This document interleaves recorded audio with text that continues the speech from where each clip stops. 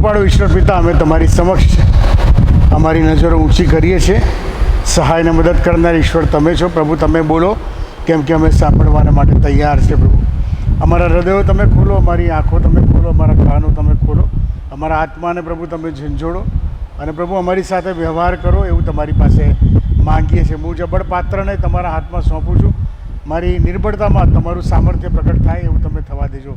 અમારી જાતો પરથી, આ જગ્યા ઉપરથી, આ સમય પરથી અંધકારની દરેક સત્તાઓને ઈશ્વરના નામમાં હું તોડી નાખું છું. પ્રભુ પરમેશ્વર પિતા, હવે પછીની અગુવાઈ તમને સોંપતા પવિત્ર આત્મા દેવ તમે અમારી સાથે વ્યવહાર કરો એવી અમારી આ પ્રાર્થનાને વિનંતી સર્વ માન મહિમા અને ગૌરવ તમને આપતા ઈસુ પ્રભુના નામમાં ગુજારીએ છીએ. માટે સાંભળો ને અમારો સ્વીકાર કરો બાપ. આમેન.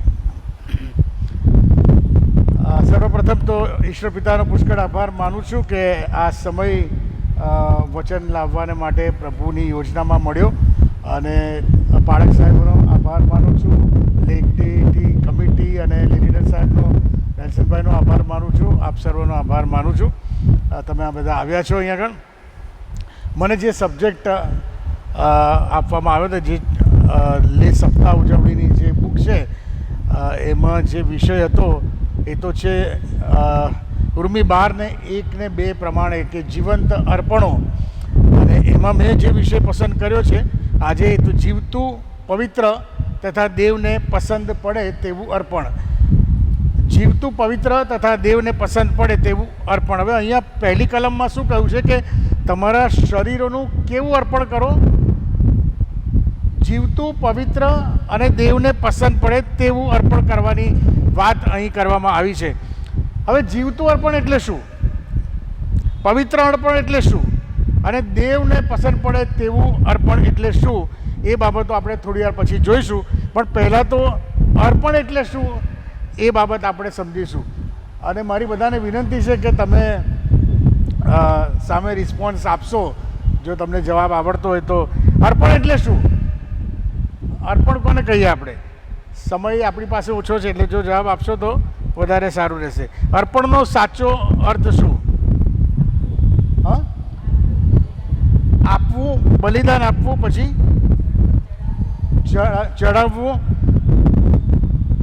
હા, અર્પણનો જો સાચો અર્થ આપણે સમજી લઈશું તો પછી જીવતું, પવિત્ર અને દેવને પસંદ પડતું અર્પણ શું છે એ પણ આપણે સરળતાથી સમજી શકીશું. તો અર્પણ વિશે બાઇબલમાં એક બહુ પ્રચલિત વાર્તા છે, વાત છે, જો કે હકીકત છે, વાર્તા ના કહેવાય ને.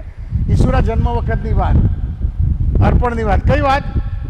માગીઓની વાત, હે ને. માગીઓ અર્પણ લઈને આવ્યા હતા પ્રભુ ઈસુ ખ્રિસ્ત માટે. કહે છે કે બોળ અને લોબાણ અને સોનું લઈને આવ્યા હતા. આ જસ્ટ તમને અર્પણ વિશે ખ્યાલ આવે એટલા માટે કહું છું. પણ અર્પણના 2 પાસા છે. જ્યારે તમે અર્પણ વિશે વાત કરો છો ત્યારે 2 પાસા છે.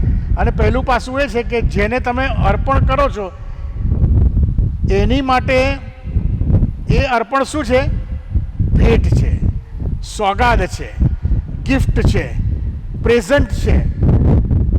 અર્પણ લેનાર માટે એ અર્પણ એ એક ગિફ્ટ છે. પણ જે અર્પણ કરે છે, કે જે ભેટ કે સોગાદ આપે છે કે ગિફ્ટ આપે છે, એ શું કરે છે? એ એની પાસે જે કિંમતી કે મૂલ્યવાન વસ્તુ છે એ પોતાની એ કિંમતી કે મૂલ્યવાન વસ્તુને એ જતી કરે છે, એ એને આપી દે છે. એટલે કે જેને તમે પ્રેમ કરો છો અથવા તો જેને તમે માન આપો છો એને તમે પોતાની શ્રેષ્ઠ વસ્તુ ભેટ તરીકે આપી દો છો. આ તમે શું કર્યું કહેવાય? આ એક પ્રકારનું બલિદાન. આ તમે જતું કર્યું, આ એક પ્રકારનું બલિદાન કહેવાય. એનો અર્થ એ થયો કે તમે જેને ભેટ આપો છો, જેને તમે ગિફ્ટ આપો છો, તમારી મૂલ્યવાન વસ્તુ જેને તમે આપો છો, એ વ્યક્તિ તમારી મૂલ્યવાન વસ્તુ કરતાં તમારી માટે મહત્ત્વની છે. તમે એને જે ગિફ્ટ આપો છો એના કરતાં એ જે વ્યક્તિને તમે આપો છો એ વ્યક્તિ તમારી માટે વધારે ઇમ્પોર્ટન્ટ છે, એ તમારી માટે વધારે અગત્યની છે. બાઇબલનો એક દાખલો લઈએ તો ઇબ્રાહિમને 100 વર્ષ પછીથી દીકરો થયો, હે ને. અને દેવે એને કીધેલું કે હું આખી દેશ જાતિ કે છે આમાંથી ઉત્પન્ન કરીશ. But very fine day what God said to Ibrahim? Sacrifice. એને બલિદાન આપી દે મને. અને ઇબ્રાહિમે શું કર્યું? એક શબ્દ એણે ઉચ્ચાર્યો નહીં, હે ને. એ બીજે દિવસે સારાને કહે છે કે હું જઉં છું મારા કામે, અને એના નોકરોને કીધું કે ચાલો ગધેડા પર બાંધો કે છે બધું મારા, અને કે ચાલો આપણે જઈએ કે છે. એના દીકરાને લઈને નીકળી ગયો ત્યાં આગળ. એક હરફ નથી ઉચ્ચાર્યો ત્યાં આગળ. એણે દીકરાએ એને પૂછ્યું કે બાપા ગેટું ક્યાં છે? તો કે છે don't worry about all that things, God will provide himself. અને પછી એના દીકરાને બાંધીને ત્યાં આગળ આમ છરો ઉગામી દે છે. એને વોટ વોઝ ધેટ? બલિદાન. તમને ખબર છે હકીકતમાં એણે બલિદાન તો ક્યારે આપી દીધેલું?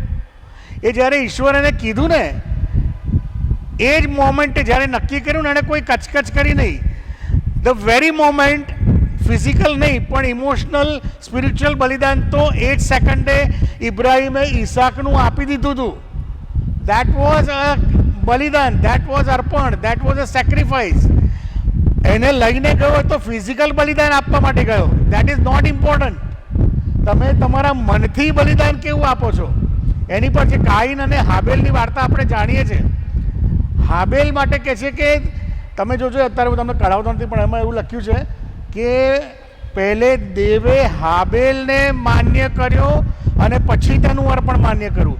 અને કહે છે કે કાઈનને માન્ય કર્યો નહીં અને તેથી એનું અર્પણ માન્ય કર્યું નહીં.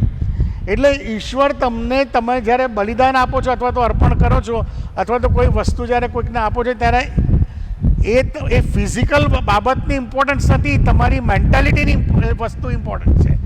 અને એટલા માટે જ્યારે અર્પણ આપણે અહીંયા બલિદાનની વાત અહીંયા કરવામાં આવે છે ત્યારે તમારું હૃદય કેવું છે એ મુખ્ય બાબત છે. કારણ કે ઇબ્રાહિમ માટે એનો દીકરો એ સર્વસ્વ હતો, પણ એણે એ બાબત ગણકારી નહીં. પણ એની માટે જે સર્વશ્રેષ્ઠ હતું એના હૃદયની અંદર એ તો ઈશ્વર હતો અને ઈશ્વરની આજ્ઞા હતી. બલિદાનનો અર્થ થાય છે સેક્રિફાઈસ, કે જતું કરવું. અને તેથી ઇંગ્લિશ બાઇબલ, NIVમાં આપણે ગુજરાતી બાઇબલમાં લખેલું છે પણ ઇંગ્લિશ બાઇબલમાં બહુ સ્પષ્ટ અને બહુ સરસ લખ્યું છે. ત્યાં રૂમી 12:1 આ પ્રમાણે કહે છે, therefore I urge you. Therefore ગુજરાતીમાં કહે છે તેથી ભાઈઓ હવે. તેથી ભાઈઓ, ધેરફોર. હવે કે છે આજે તેથી શબ્દ છે ને એનો અર્થ આપણે પછી જોઈશું. એનું સ્ટાર્ટિંગ જ થાય છે તેથી. શાનાથી? તેથી એવું લખે છે. વોટ તેથી એ આપણે આગળ જોઈશું. પણ પછી કહે છે કે therefore I urge you brothers and sisters. Gujarati બાઇબલમાં ખાલી ભાઈઓ જ લખ્યું છે પણ એમાં બહેનો પણ આવી જાય છે. ઓકે, પણ ઇંગ્લિશમાં સ્પેસિફિક લખેલું છે કે therefore I urge you brothers and sisters in view of God's mercy. એટલે કે દેવની દયાની ખાતર. આ સમજો, દેવની દયાની ખાતર. દેવની દયા શું છે? એક તેથી શબ્દ સમજીશું અને દેવની દયા શું છે એ આપણે ધ્યાનમાં રાખીશું. દેવની દયાની ખાતર શું કહે છે? Therefore I urge you brothers and sisters in view of God's mercy to offer your body as a living sacrifice holy and pleasing to God. હવે અહીંયા ઓફરનો શબ્દ, ઓફર શબ્દનો જે અર્થ છે એ તો થાય છે ગિફ્ટ, પ્રેઝન્ટ, કે તમે કોઈને ભેટ ધરો, ગિફ્ટ આપો એ. અને તેથી અહીંયા કહે છે તમારા શરીરનું શું કરો? તો કહે છે કે સેક્રિફાઈસ આપો, બલિદાન આપો, ભેટ આપો, અર્પણ આપો. કેવું અર્પણ આપવાની વાત કરે છે? તો કહે છે જીવતું, પવિત્ર અને દેવને પસંદ પડે તેવું અર્પણ અથવા તેવી ભેટ અથવા તો તેવું બલિદાન તમે આપો. જૂના કરારમાં એક નિયમ હતો કે જે પણ બલિદાનો રોજે રોજના પાપોને માટે બલિદાન રોજે રોજ આપવા પડતા હતા. અને જે બલિદાન આપે કે ગોધા, બકરા કે જેનું પણ આપે એ એબ રહિતનું, શુદ્ધ અથવા તો કોઈ પણ ખોડ ખાપણ વગરનું એ પશુ હોવું જોઈએ. અને તો જ એ માન્ય થાય, તો જ એ દેવને પસંદ પડે અને તો જ એ પૂરેપૂરું અર્પણ ગણાય.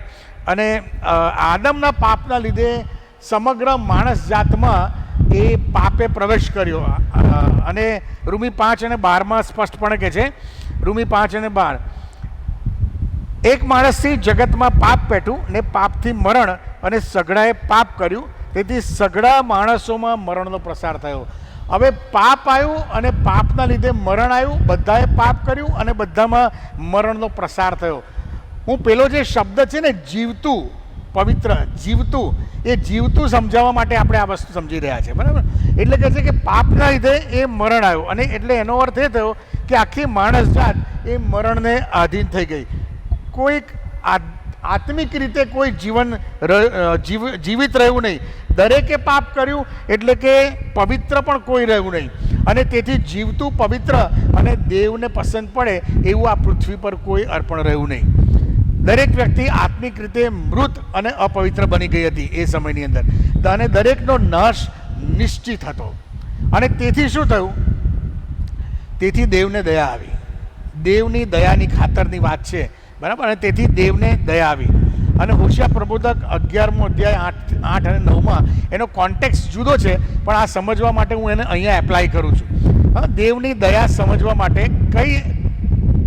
કેવી દયા, શાના માટેની દયા? કારણ કે આપણે પાપ કર્યું હતું, પાપનો મુસારો મરણ હતો, અને મરણના લીધે આત્મિક સદાકાળનો નાશ આપણો નક્કી થઈ ગયો હતો. પણ દેવે કંઈ આપણને સદાકાળના નાશમાં જવા માટે બનાવ્યા નહોતા. એટલે દેવને હવે આપણી પર દયા આવી, બરાબર છે. તો એ દયા શું કે હોશિયા પ્રબોધક 11, 8 અને 9 કોન્ટેક્સ્ટ જુદો છે, પણ એ અહીંયા એપ્લાય કરે છે કે જે હે એફ્રાઈમ, આપણે એને ગણીએ કે હે માનવજાત, હે એફ્રાઈમ, હું તને શી રીતે તજી દઉં? હે ઇઝરાયલ, હું તને શી રીતે સોંપી દઉં? હું શી રીતે તારા હાલ આધામના જેવા કરું? હું શી રીતે તારી સાથે સબોઈમની પેઠે વર્તું? મારા મનમાં ઉથલ પાથલ થાય છે. આ દેવ કહે છે કે મારા મનમાં ઉથલ પાથલ થાય છે ને મારી કરુણા વૃત્તિઓ પ્રબળ થાય છે. ઈશ્વર તમારા અને મારા માટે આપણે નાશમાં જઈએ છીએ, પાપના બંધનમાં ફસાઈ ગયા છે, મરણની સત્તામાં દબાઈ ગયા છે. અને એટલા માટે ઈશ્વર કહે છે કે મારા મનમાં તમારા માટે ઉથલ પાથલ થાય છે, અને મારી કરુણા વૃત્તિ, મારી દયા તમારી માટે કહે છે કે ઉત્તેજિત થાય છે. અને પછી કહે છે કે હું મારા ક્રોધના આવેશ પ્રમાણે વર્તીશ નહીં. હું ફરીથી એફ્રાઈમનો એટલે માણસ જાતનો કહે છે હું નાશ કરીશ નહીં, કેમ કે હું દેવ છું, મનુષ્ય નથી. તારામાં રહેનાર પવિત્ર દેવ તે હું છું. હું કોપાયમાન થઈને આવીશ નહીં. દેવને આપણા માટે એટલે માણસ જાત પ્રત્યે શું થયું? દયા આવી. દયા આવી. એને આપણા માટે અનુકંપા. કેમ દયા આવી? કારણ કે તે આપણને પ્રેમ કરે છે. હી લવ્સ અસ. અને તેથી આપણે પાપના બંધનમાં એટલે કે આત્મિક મરણના બંધનમાં આપણે પડ્યા ના રહીએ અને અનંતકાળિક નાશમાં ના જઈએ, એટલા માટે દેવે શું કર્યું? દેવે પોતાનો પ્રેમ પ્રદર્શિત કર્યો આપણી ઉપર, અને તેના પ્રેમને લીધે તેને આપણી પર દયા આવી. અને તેથી યોહાન 3:16 હે ને, દેવે જગત પર એટલી પ્રીતિ કરી કે તેણે પોતાનો એકાકી જનિક દીકરો આપ્યો. એ સારું કે જે કોઈ તેના પર વિશ્વાસ કરે તેનો આત્મિક નાશ ના થાય, પણ તે અનંત જીવન પામે. આ દયા અનંત જીવન. એ દેવનો દીકરો એ તો દોષ રહિત હતો, તેનામાં આદમિક પાપ નહોતું, અને એટલે આદમિક પાપ દ્વારા આવતું મરણ પણ તેનામાં નહોતું, અને એટલે આત્મિક મરણ તેનામાં નહોતું. એટલે તે કેવો હતો? તે જીવંત હલવાન હતો, એ પવિત્ર હલવાન હતો. રૂમી 12:1 જે 3 શબ્દો વાપરે છે ને, જીવતું પવિત્ર અને દેવને પસંદ પડે તેવું, એ જીવંત હલવાન હતો. કારણ કે એનામાં આદમિક પાપ નહોતું, એ મરણ નહોતું.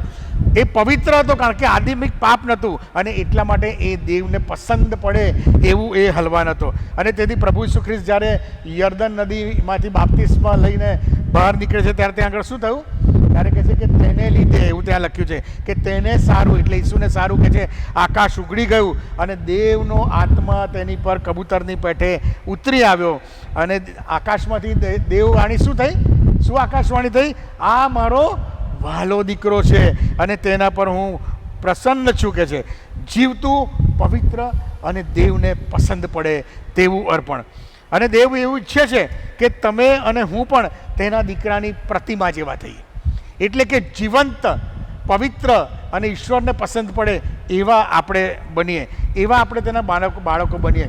અને તેથી રૂમી 5:8 કહે છે, રૂમી 5:8 કહે છે કે પણ જ્યારે આપણે પાપી હતા ત્યારે ખ્રિસ્ત આપણે સારું મરણ પામ્યો. એમ કરવામાં દેવ આપણા પર પોતાનો પ્રેમ પ્રગટ કરે છે. God reveals his love through Jesus Christ when we were sinners. આપણે જ્યારે પાપી હતા ત્યારે દેવે શું કર્યું? આપણા પર દયા કરી. શું દયા કરી? જ્યારે આપણે પાપી હતા ત્યારે એણે પોતાના એકાકી જનિક દીકરાનું બલિદાન આપ્યું હે ને. અહીંયા કહે છે કે તમે તમારા શરીરોનું જીવતું પવિત્ર અને દેવને પસંદ પડે તેવું અર્પણ એટલે કે બલિદાન આપો. એટલે એણે એના દીકરાનું બલિદાન આપ્યું. અને બલિદાન અર્પણના સિક્કાની બે બાજુ છે, એ આપણે હમણાં જોયું. અર્પણના સિક્કાની બે બાજુ. પહેલી જે બાજુ છે એ તો એક બલિદાન બાજુ છે, એક સેક્રિફાઈસ છે, પોતાની શ્રેષ્ઠ વસ્તુનું બલિદાન. પોતાના વાલાઓ માટે આપણે બલિદાન આપ્યું. દેવે પોતાના દીકરાનું બલિદાન આપણી માટે આપ્યું. અને અર્પણના સિક્કાની બીજી બાજુ શું છે? ગિફ્ટ છે, પ્રેઝન્ટ છે, હે ને? એ તમારી ભેટ છે. એક બાજુ બલિદાન છે સિક્કાની અર્પણના, બીજી બાજુ પ્રેઝન્ટ છે, ગિફ્ટ છે, ત્યાં ભેટ છે. જે કોઈ તેના પર વિશ્વાસ કરશે તેનો નાશ નહીં થાય પણ તે અનંત જીવન પામશે. દેવે દીકરો આપ્યો એ અર્પણના સિક્કાની એક બાજુ છે કે બલિદાન થવાના માટે આપ્યો. એની પર વિશ્વાસ કરશે તો એને અનંત જીવન મળશે. એ સિક્કાની બીજી બાજુ છે કે તમને ગિફ્ટ મળે છે ત્યાં આગળ. એક બાજુ બલિદાન છે અને એક બાજુ ગિફ્ટ છે. અને આ અર્પણનો સિક્કો છે. અને દેવના એકાકીજનિક દીકરાનું બલિદાન આપણને અનંત જીવનની ભેટ આપે છે. અને તેથી 1 યોહાન 5મો અધ્યાય અને 11 અને 12મી કલમમાં બહુ સરસ લખ્યું છે. 1 યોહાન 5મો અધ્યાય 11 અને 12મી કલમમાં કહે છે, એ સાક્ષી એવી છે, આગળ 10મી કલમ બી બહુ સુંદર છે પણ આપણી પાસે સમય નથી. એ સાક્ષી એવી છે કે દેવે આપણને અનંત જીવન, એટલે કે ભેટની વાત કરું છું, એ સાક્ષી એવી છે કે દેવે આપણને અનંત જીવન આપ્યું ને આ જીવન તેના પુત્રમાં છે. જેને દેવનો પુત્ર છે તેને જીવન છે, જેને દેવનો પુત્ર નથી તેને જીવન નથી. જીવન, અનંત જીવન is a gift of God and the sun himself is a sacrifice. આ સિક્કાની બે બાજુ છે. જે સેક્રિફાઈસને એક્સેપ્ટ કરીને એની પર વિશ્વાસ કરે છે એનું આઉટકમ એને બીજી બાજુ અનંત જીવન એને ગિફ્ટમાં મળે છે. અને એ ફ્રીમાં મળે છે, એ ફ્રીમાં મળે છે. તમને અને મને એ અનંત જીવન ફ્રીમાં મળ્યું છે. એટલે કે દેવે આપણા પર દયા કરી અને પોતાના એકાકી દીકરાનું બલિદાન આપી દીધું અને આપણને અનંત જીવનની ભેટ મળી. એનો અર્થ એ થયો કે દેવે પોતાના વાલામાં વાલા દીકરા કરતાં આપણને વધારે ઇમ્પોર્ટન્સ આપ્યું. એણે દીકરાને ઇમ્પોર્ટન્સ ઓછું આપ્યું પણ એને વધેરી કાઢીને એનું બલિદાન આપીને આપણા માટે, કે આપણે એની માટે, ઈશ્વર માટે આપણે બહુ મૂલ્યવાન છે. અને એટલે એણે પોતાના એકાકીજનિક દીકરાને આપી દીધું. કારણ કે આપણે પાપના અને મરણના બંધનમાં હતા અને એને લીધે આપણે અનંતકાલિક નાશમાં જવાના હતા. પણ દેવે આપણા પર દયા કરી અને પોતાના એકના એક દીકરાનું બલિદાન આપ્યું. અને તેથી પાઉલ રોમી 12:1 કહે છે, તેથી શાના લીધે? તેથી આ બધું થયું. તેથી ભાઈઓ, હું તમને વિનંતી કરીને કહું છું કે દેવની દયાની ખાતર. દેવની કઈ દયાની ખાતર? સ્કોલરો અને ઈશ્વર વિદ્યાના નિષ્ણાંતો છે ને, એમનું તારણ એવું છે કે રોમિયોના પત્રની અંદર એ 1 અધ્યાયથી લઈને 11મા અધ્યાયની અંદર દેવની દયાનું બહુ લાંબુ ડિસ્ક્રિપ્શન આપેલું છે. એ ડિસ્ક્રિપ્શન આપીને પછીથી 12મા અધ્યાયમાં પાઉલ કહે છે કે તેથી દેવની 1 થી 11ના અધ્યાયમાં જે દયાઓ આપી છે એને લીધે થઈને એ દયાને ખાતર. પણ જ્યારે હું આ સંદેશો તૈયાર કરવા બેઠો અને પ્રભુના આત્માએ મને જે પ્રગટીકરણ આપ્યું કાંઈ દયાનું, એ આજે હું તમારી આગળ એ પ્રગટ કરી રહ્યો છું. અને એટલે એક સ્પેસિફિક બાબત જે દેવે મને બતાવી એ તો એના એકના એક પુત્રના બલિદાન દ્વારા આપણને જે અનંત જીવનની ભેટ મફતમાં આપી, એ દયાની વાત પાઉલ અહીંયા કહે છે કે દેવે પોતાનો દીકરો આપી દીધો, તેથી તમારી માટે આપી દીધો. તેથી કહે છે કે વાલાઓ, તમે એ દેવની દયાની ખાતર તમારા શરીરોનું જીવતું, પવિત્ર અને દેવને પસંદ પડે એવું અર્પણ કરો. એ બલિદાન આપીને તમને અનંત જીવનની ભેટ ફ્રીમાં આપી છે, without any cost. He paid the cost. એણે કિંમત ચૂકવી દીધી છે, પણ હવે એણે આપણને ફ્રીમાં આપી છે. અને એટલે કહે છે કે તમે તમારા શરીરોનું જીવતું. જીવતું એટલે શું? આત્મિક રીતે સજીવન થયેલું, પાપોનો પસ્તાવો કરીને, ઈસુ ખ્રિસ્ત પર વિશ્વાસ કરીને, નવો જન્મ પામીને, કે તારણ પામીને સજીવન થયેલા એવું એવું જીવન. અનંત જીવન આપણને કેવી રીતે મળે છે? તો કે જે કોઈ તેના પર વિશ્વાસ કરે છે તેનો નાશ ન થાય પણ એ અનંત જીવન મળે છે. એટલે પાઉલ અહીંયા આ બધી બાબતો તમે જુઓ તો પાઉલ અહીંયા કહે છે કે દેવે તમારા માટે અને મારા માટે પોતાના દીકરાનું બલિદાન આપ્યું, અને તેથી દીકરા પર વિશ્વાસ કરશો તો કહે છે તમે પાપ અને મરણની સત્તામાંથી બહાર આવીને આત્મામાં તમે સજીવન થશો, અને દેવ તરફથી મળતું કૃપાદાન એટલે કે ભેટ એટલે કે ગિફ્ટ એટલે કે અનંત જીવન એ તમને મળશે. અને રૂમી 6:20-23 અંદર આ બાબતો બહુ સ્પષ્ટ લખવામાં આવી છે. રૂમી 6:20 અને 23 કહે છે, વાંચો તમારામાંથી કોઈને, રૂમીઓને પત્ર અને તેનો 6ઠ્ઠો અધ્યાય. જો હું વાંચું છું તમારી માટે. 20મી કલમથી કહે છે, કેમ કે જ્યારે તમે પાપના દાસ હતા ત્યારે તમે ન્યાયપણાથી સ્વતંત્ર હતા, તો જે કામોથી તમે હમણાં શરમાવો છો તે વખતે તમને શું ફળ હતું? કેમ કે તે કામોનું પરિણામ શું છે? મરણ છે. આ દેવથી જોવાયું નહીં અને તેને દયા આવી, અને પછી શું કહે છે, પણ હમણાં પાપથી મુક્ત થયેલા અને દેવના દાસ થયેલા હોવાથી તમને આ ફળ મળે છે, એટલે કે આ ગિફ્ટ મળે છે, આ પ્રેઝન્ટ મળે છે તમને, કે તમે પવિત્ર થાવ છો, અને પરિણામે તમને અનંત જીવન મળે છે. કેમ કે પાપનો મુસારો મરણ છે, પણ આપણા પ્રભુ ઈસુ ખ્રિસ્તને આશરે દેવનું કૃપાદાન અનંત જીવન છે. હવે અહીંયા જીવન થવાની પણ વાત આવી ગઈ. જીવતું એટલે જ્યારે તમે દેવના દાસ થાવ છો એટલે કે નવો જન્મ પામો છો ત્યારે તમે કે છે પવિત્ર થાવ છો, એટલે જીવતું પવિત્ર. અને જ્યારે તમે પવિત્ર થાવ છો ત્યારે તમે દેવને પસંદ પડો છો, અને જ્યારે તમે એ દીકરા પર વિશ્વાસ કરીને નવો જન્મ પામો છો, પવિત્રતા તરફ વળો છો, ત્યારે તમને દેવને પસંદ પડો છો, અને ત્યારે શું કહે છે, તમને કૃપાદાન, દેવનું કૃપાદાન શું છે? અનંત જીવન. એ તમને ગિફ્ટ મળે છે. This is a gift of God. એ તમને ત્યાં આગળ ગિફ્ટ મળે છે. અને એ જ રીતે યોહાન 3:36 પણ સરસ વાત લખી છે કે દીકરા પર જે વિશ્વાસ કરે છે તેને અનંત જીવન છે.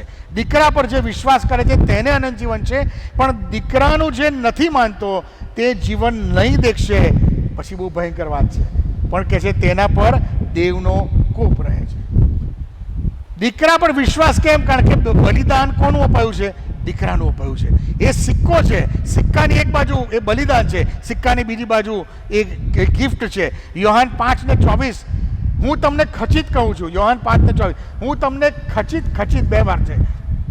હું તમને ખચિત કહું છું કે જે મારા વચન સાંભળે છે અને મને મોકલનાર પર વિશ્વાસ કરે છે તેને અનંત જીવન છે.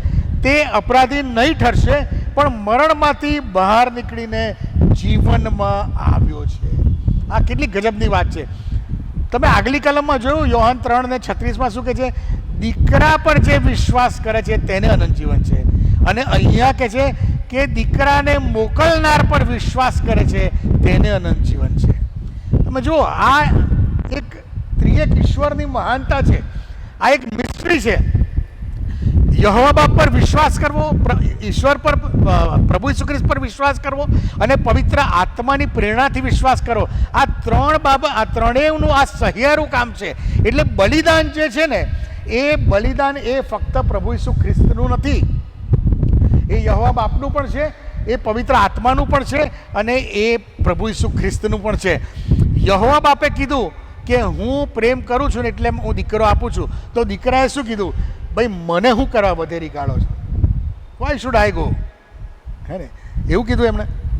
તમે ફિલિપી 2:5 આગળ જોશો તો એમાં સ્પષ્ટપણે લખ્યું છે કે પોતે દેવના રૂપમાં હોવા છતાં તેણે દેવ સમાન હોવાનું પકડી રાખ્યું નહીં, પણ કહે છે કે પોતે દાસનું રૂપ ધારણ કરીને માણસના આકારમાં પ્રગટ થઈને મરણનું, હા, વધસ્તંભનું મરણ તેણે સહન કરીને પોતાને નમ્ર કર્યો.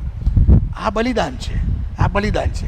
અને એટલા માટે એની પર વિશ્વાસ જ્યારે આપણે કરીએ છીએ ને ત્યારે આપણને એ ગિફ્ટ મળે છે. તમારા શરીરોનું જીવતું એટલે કે નવો જન્મ પામીને આત્મામાં સજીવન થયેલું, દોષ વગરનું, પાપ વગરનું, એટલે કે પવિત્ર અને દેવને પસંદ પડે તેવું તમારા શરીરોનું અર્પણ કરો. એટલે કે વિશ્વાસીઓ કે તારણ પામેલાઓની આ વાત છે. એમાં હું અને તમે અને પ્રભુના સેવકો, સુવાર્તિકો કે જે કોઈ પોતે એમ કહે છે કે હું તારણ પામેલો છું, પ્રભુનો સેવક છું, એને માટેની આ વાત છે. એટલે કે આત્મામાં સજીવન થયા પછી આપણે વિશ્વાસીઓએ દેવને આપણી આધીનતા દ્વારા, પવિત્રતા દ્વારા, આજ્ઞાધીનતા દ્વારા, વિશ્વાસુપણું અને ઈમાનદારીથી આપણે તેને ખુશ કરવાનો છે. આપણે એની ભેટ એને આપવાની છે. દેવે ભેટ આપી દીધી પોતાના દીકરાની, પણ હવે આપણે જે ભેટ આપવાની છે એ આજ્ઞાધીનતાની, પવિત્રતાની ભેટ આપવાની છે. એટલે કે મારા આ જીવંત શરીર વડે હું અત્યારે જીવી રહ્યો છું, હું તારણ પામેલો છું, એટલે મારો આત્મા પણ જીવે છે. જે તારણ નથી પામેલા એમનો આત્મા છે, but that is a dead spirit, because that spirit doesn't know the ultimate real true God. બરાબર? એટલે એ પોતાના સર્જનહારને ઓળખતો નથી. દેટ મીન્સ કે દેટ ઇઝ અ ડેડ. અને એટલા માટે આ જીવન શરીર વડે મારે શું કરવાનું છે? તો કહે છે કે તમે તમારા શરીરોનું વડે દેવને મહિમા આપો, અર્પણ કરો. તો શું કરવાનું છે? પાપ નહીં કરવાના, વ્યભિચાર નહીં, વ્યસનો નહીં, જુઠ્ઠાણા અને ભ્રષ્ટાચાર ને દ્રવ્ય લોભ ને આ બધી બાબતો, પૈસાની લાલચ અને મંડળીઓ લૂંટવું ને સંસ્થાઓ લૂંટવું ને આ લઈ લઉં ને હોદ્દાઓ માટે ગમે તેવા રાજકારણો કરી નાખવું, નો. આ બધી કે છે આગળ બીજી કલમની અંદર સ્પષ્ટપણે કહ્યું છે કે આ જગતના ધોરણ પ્રમાણે નહીં, પણ કે છે રોજે રોજ તમે નવીનતાના રૂપે તમે રૂપાંતર પામતા જાઓ. જો હું વિશ્વાસી વ્યક્તિ છું, મને આજથી 20 વર્ષ પહેલાં જો કોલિંગ આવ્યું હોય તો 20 વર્ષ પહેલાંની મારી પરિસ્થિતિ અને આજની પરિસ્થિતિમાં ગ્રોથ છે કે સ્ટેગ્નન્ટ છું કે ડાઉનફોલ છે, એ મારે ચેક કરવાનું છે. એ મારે ચેક કરવાનું. કારણ કે મને જે સમય પ્રભુએ આપ્યો છે, મને પ્રભુએ પોતાના બલિદાન દ્વારા પાપની સત્તામાંથી ને મરણની સત્તામાંથી મને છોડાવ્યો છે. તો એ પછીથી મારે મારા પ્રભુને વિશ્વાસુ રહીને મારે સેવા કરવી એ બહુ અગત્યની બાબત છે, એ બહુ જરૂરી બાબત છે ને એ ઇમ્પોર્ટન્ટ બાબત છે. અને એટલા માટે તમારા અને મારે દેવે આપણા માટે દેવે પોતાના એકલા એક પુત્રનું બલિદાન એણે મૂલ્ય ચૂકવ્યું છે, એને કિંમત આપી છે. અને તેથી આપણું આ શરીર એ હવે તમારું અને મારું નથી. 1 કોરિન્થી 3 અને 16 ને 17, 1 કોરિન્થી 3 ને 16 ને 17 જુઓ શું કહે છે.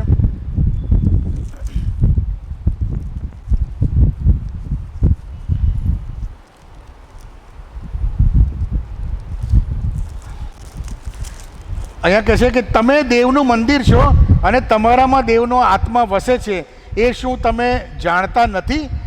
જો કોઈ દેવનો મંદિરનો નાશ કરે તો દેવ તેનો નાશ કરશે, કેમ કે દેવનું મંદિર પવિત્ર છે અને તે મંદિર તમે છો. તમારું શરીર એ કહે છે કે જીવતું, પવિત્ર અને દેવને પસંદ પડે. આપણું જે શરીર છે એ દેવનું મંદિર છે ને એ જ પ્રમાણે 6 અધ્યાય 1 કોરિન્થી 6 અધ્યાય અને 19મી કલમથી તમારામાં જે પવિત્ર આત્મા છે જે તમને દેવ પાસેથી મળેલો છે તેનું મંદિર તમારું શરીર છે, એ તમે નથી જાણતા? વળી તમે પોતાના નથી, કેમ કે મૂલ્ય આપીને તમને ખરીદવામાં આવ્યા હતા, અને તેથી તમારા શરીરો વડે દેવને મહિમા આપો. મૂલ્ય આપવામાં આવ્યું છે, પોતાના એક દીકરાનું બલિદાન આપવામાં આવ્યું છે. અને એ મૂલ્યને જો આપણે વેડફી નાખીએ તો વી આર અકાઉન્ટેબલ. આપણે એનો જવાબ આપણે આપવો પડશે. અને જો તમે બાઇબલની અંદર સ્પષ્ટપણે લખવામાં આવ્યું છે, કોઈ પણ જ્યારે તમે ઈશ્વરને બલિદાન આપો છો, કોઈ પણ બાબતનું ઈશ્વરને જ્યારે તમે બલિદાન આપો છો ને ત્યારે એ બલિદાન મફતમાં ઈશ્વર માન્ય નથી કરતો, એની માટે મૂલ્ય ચૂકવવું પડતું હોય છે. અને બીજો શમુએલ ને 24મો અધ્યાય, બીજો શમુએલ ને 24મો અધ્યાય કાઢો છો, કોઈને મળે તો વાંચો. બીજો શમુએલ 24મો અધ્યાય ને 24મી કલમ.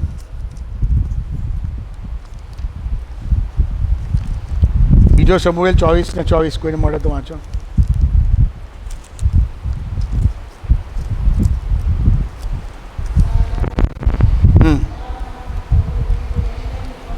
હા.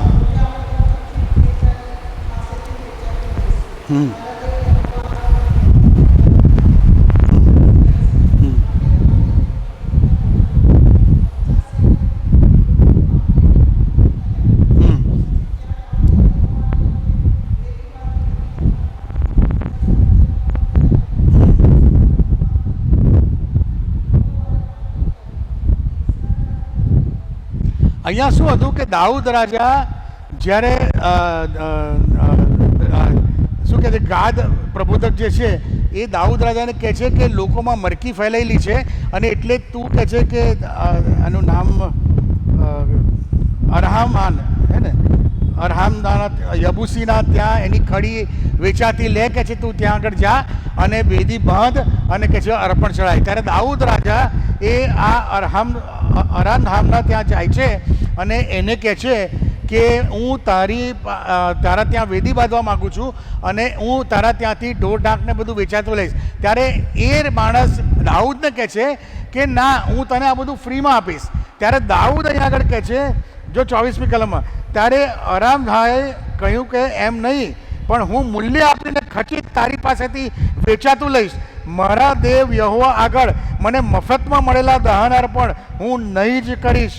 માટે દાઉદે તે ખડી તથા બળદો 50 શેકેલ રૂપિયું આપીને ખરીદ્યું. પછી દાઉદે યહોવાને અર્થે વેદી બાંધી ને દહન અર્પણ તથા શાંતાર્પણ કર્યા અને એમ દેશના હકમાં કરેલી પ્રાર્થના યહોવાએ માન્ય કરી ને ઇસરાયલમાંથી મરકી બંધ થઈ.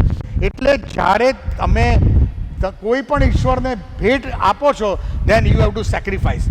અહીંયા કહે છે કે જીવતું, એટલે કે તારણ પામેલાઓને માટે કહે છે કે જીવતું અને પવિત્ર તમારા શરીરોનું, એટલે કે શું, હવે તમારે તારણ પામ્યા છો, તમારે શું બલિદાન આપવાનું છે? તો તમારી પાપી વૃત્તિઓનું, એને આપણી ગંદી આદતોનું, આપણા જુઠ્ઠાણાઓનું બલિદાન, એને માનસિક કે પછી શારીરિક વ્યભિચારોનું બલિદાન, દ્રવ્ય લોભનું બલિદાન, પોર્નોગ્રાફીનું બલિદાન, વેર, ઈર્ષા, ક્રોધ, પક્ષાપક્ષી, કુસંપ, એનું બલિદાન. આ બલિદાન રોજ માગે છે જીવતું અને પવિત્ર. જ્યારે તમે આ બલિદાનો આપો છો ને, you have to sacrifice your self, you have to sacrifice your mentality, you have to sacrifice your position, you have to sacrifice your everything which you likes the most. તમે ઈશ્વર કરતાં જેને વધારે સ્થાન આપી રહ્યા છો, પ્રભુ કહે છે મારે લીધે એને મૂકી દે તું, અને તો જ તમે યુ વિલ બી સેન્ટિફાઈડ, તો જ તમે પવિત્ર થશો અને તો જ દેવને પસંદ પડે એવું અર્પણ થશો. અને આજે આપણે ક્યાં છે? આપણી મંડળીઓમાં આજે ક્યાં છે? ક્યાં છે દેવને એવા પવિત્ર અને શુદ્ધ અને જીવંત એવા અર્પણો આપણે આપણી જાતના કદી ચડાવીએ છીએ? આપણે ક્યાં અત્યારે વહીવટોમાં પડી ગયા છે? આત્મા જીતવાઓની વાત તો બાજુ પર મુકાઈ ગઈ છે અને એ ડખા ને એ તમારે એકબીજાના પગ ખેંચવાના ને એકબીજાની પ્રત્યે એલિગેશન ને, પ્રભુની આ શિક્ષા ક્યાં છે? જીવતું, પવિત્ર અને દેવને પસંદ પડે તેવું અર્પણ ક્યાં છે? આજે ઈશ્વરને આપણે જવાબ આપવો પડશે. અને એટલા માટે વાલાઓ, આજનો જે વિષય છે, પ્રભુ આપણને કહે છે કે દેવની દયાની ખાતર. કઈ દયા? કે એણે મારા માટે પોતાનો એકનો એક દીકરો મોકલી આપ્યો, જેથી કરીને હું અનંતકાળના નાશમાં જવાનો હતો. એની પર ફક્ત વિશ્વાસ કરીને, મારે કશું આપવાનું નથી, મને ફ્રીમાં એની પર વિશ્વાસ કરીને મને અનંત જીવન મળી રહ્યું છે. એ દયાની ખાતર હવે તમે જો અનંત જીવન તમે વિશ્વાસથી થયા છો, તમે એમ કહો છો કે હું પ્રભુનો સેવક છું, તમે એમ કહો છો કે મેં હું તારણ પામેલો છું, તો હવે તમારી અને મારી આ જગતિક ધોરણ પ્રમાણેની મનોવૃત્તિઓનું આપણે અર્પણ કરી દેવાનું છે, એ બલિદાન આપી દેવાનું છે. અને રોજે રોજ દેવની આધીનતામાં, આજે હું આધીન હતો એના કરતાં આવતીકાલે વધારે આધીન થવો જોઈએ. આજે હું પવિત્ર હતો એના કરતાં આવતીકાલે હું વધારે પવિત્ર થવો જોઈએ. આજે હું દેવની નજીક આવ્યો છું એના કરતાં આવતીકાલે હું વધારે નજીક આવવો જોઈએ. એ ગ્રોથ મારો છે કે હું રોજ પાછળ ખસતો જાઉં છું? હું મંડળીની કમિટીઓમાં ફસાયેલો છું, એને હું કાવાદામાં ફસાયેલો છું, હું ઇલેક્શનોમાં ફસાયેલો છું. પ્રભુને આવવાના દિવસો બહુ નજીક છે. ગમે ત્યારે પ્રભુ આવશે અને ઊંઘતા ઝડપાઈશું તો બહુ ખરાબ સમય આવશે. અને એટલા માટે વાલાઓ, આજે પ્રભુ તમને અને મને કહે છે કે દેવની દયાની ખાતર તમારા શરીરોનું જીવતું, પવિત્ર અને દેવને પસંદ પડે તેવું અર્પણ કરો. એ જ તમારી બુદ્ધિપૂર્વકની સેવા છે. મૂર્ખની જેમ નહીં, નિર્બુદ્ધની જેમ નહીં, પણ દયા માણસની જેમ સમયનો સદુપયોગ કરો, કેમ કે દાડા ભૂંડા છે. પ્રભુ આ સમજવાને માટે તમને અને મને સહાય કરે. Thank you very much. God bless you.